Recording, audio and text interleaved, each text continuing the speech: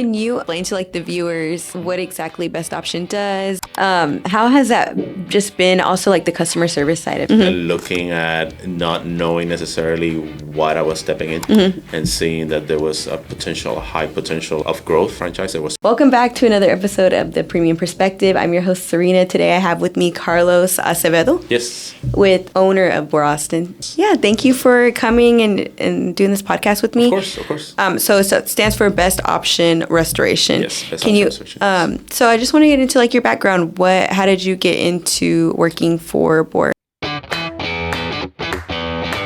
Can you explain to the viewers what exactly Best Option does? How has that just been also the customer service side of it? And looking at not knowing necessarily what I was stepping into and seeing that there was a high potential of growth franchise. Welcome back to another episode of The Premium Perspective. I'm your host, Serena. Today I have with me Carlos Acevedo. Yes. With owner of BOR Austin. Yeah, thank you for coming and doing this podcast with me. Of course. So it stands for Best Option Restoration. Yes, Best Option Restoration. So I just want to get into your background. How did you get into working for BOR? So I have going way back when I have a degree in science and statistics. So before that, I was working as a government contractor and all that, and kind of decided to branch on my own. And by branch on my own, I kind of say, well, I bought a franchise, which is not really branching on my own, but I didn't. At that time, I was a customer of water damage, mold remediation. I was more water damage. And then I wanted to see what I could kind of grow myself.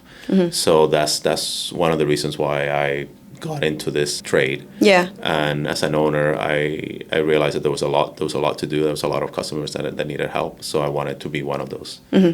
How was that process to buy a friend, or how does that work? The franchise process. So it's a little bit a lot of crunching numbers and seeing. I mean, obviously, as wanting to become a business owner, wanting to open something that I hadn't done before, I had to do a lot of research and everything to kind of figure out what's a good option for us. And we looked at different franchise opportunities. We even considered kind of opening ourselves. At that point, I didn't have any experience, so I went with the franchise model because I was considered more an investment entrepreneur type rather than I've done this before, now I want to do it myself. Gotcha. Yeah. So yeah. So you just reach out to. So in this case, yeah, we work with a broker. They're franchise brokers. Basically, they kind of help you kind of assess different opportunities. Okay. And they were I think we're looking at about 3 different franchise opportunities in this field. And we ended up choosing Best Option. Gotcha.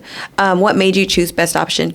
At the time, it was, again, crunching the numbers and looking at not knowing necessarily what I was stepping into and seeing that there was a high potential of growth, and there was not a lot of restrictions on the franchise. There were some restrictions, but it wasn't as much as the other ones that we're comparing to.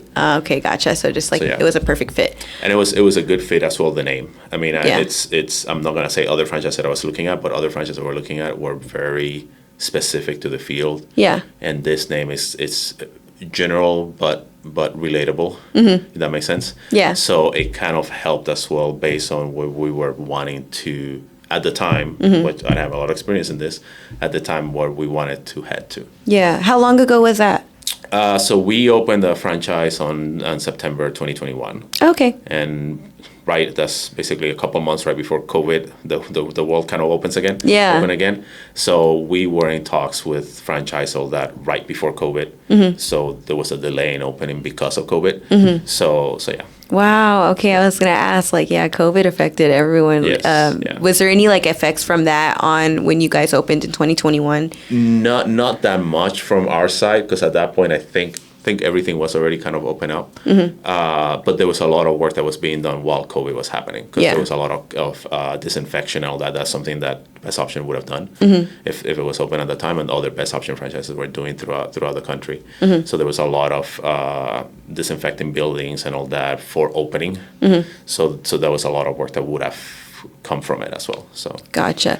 Can you just explain to the viewers what exactly Best Option does, and just a little bit more about the company? Yeah. So to kind of say a little bit about myself first. So like I said, I come in from a corporate side. So we are water damage, we're mold remediation, fire restoration, content cleaning, storm damage recovery, and all that. So when I started, I was focusing more on the water side.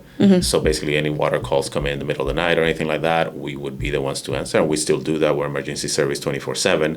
But once that it happened initially was that we realized that mold is very prevalent in Austin. Yeah. And throughout any humid and kind of not necessarily tropical, but kind of not very hot or not very cold. Is that because of like just the weather we have and like the lake and all that stuff? Just the weather we have, a lot of humidity, and there's a lot of mold in terms of pollen, cedar, and all that stuff kind of contributes to, not necessarily that's mold, but that kind of contributes to allergies and all that.